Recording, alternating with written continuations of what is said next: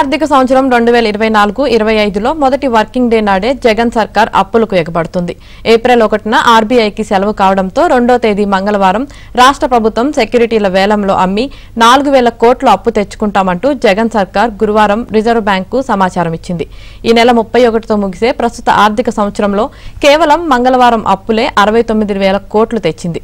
ఇవి కాకుండా కార్పొరేషన్లు ఇతర మార్గాల ద్వారా తెచ్చిన అప్పులు దాదాపు 50,000 కోట్ల వరకు ఉన్నాయి. ఏప్రిల్ 1తో ప్రారంభమయ్యే కొత్త ఆర్థిక సంవత్సరంలో అప్పులకు కేంద్రం అనుమతినిస్తుంది. ఏప్రిల్ నుంచి డిసెంబర్ 9 వరకు 9 నెలలకు గాను ఏపీకి 45,000 కోట్ల నుంచి 50,000 కోట్ల వరకు అనుమతి వచ్చే అవకాశం ఉంది. ఈ మొత్తాన్ని 9 నెలల పాటు వాడుకోవాలి. కానీ ఒక్క వారంలోనే 4,000 కోట్ల అప్పులు తెస్తే నెల గడిచేసరికి 20,000 కోట్ల అప్పులు తెచ్చే అవకాశం ఉంది. ఏప్రిల్ నుంచి ఆగస్టు వరకు ఆ పరిమితి మొత్తం వాడేసింది. ఇప్పుడు ఒక్క వారంలోనే 4,000 కోట్ల అప్పులకు ఎగబడుతుంది.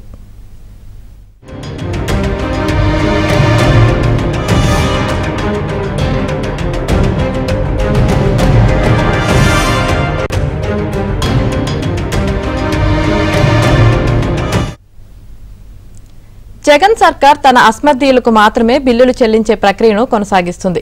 కోడ్ అమల్లో ఉన్నప్పటికీ ఫిఫో ఉల్లంఘన ప్రతిరోజు జరుగుతుంది. ఈ నెల 27న ఆర్థిక శాఖ 800 కోట్ల బిల్లు చెల్లించింది. 3-4 ఏళ్ల నుంచి ఎదురు చూస్తున్నా కోర్టులో పిటిషన్ వేసినా ఏ ఒక్క బాధితుడి ఖాతాలో రూపాయి కూడా బిల్లు పడటం లేదు. కానీ ఖజానా నుంచి 1,000 కోట్ల చెల్లింపులు జరిగిపోతున్నాయి.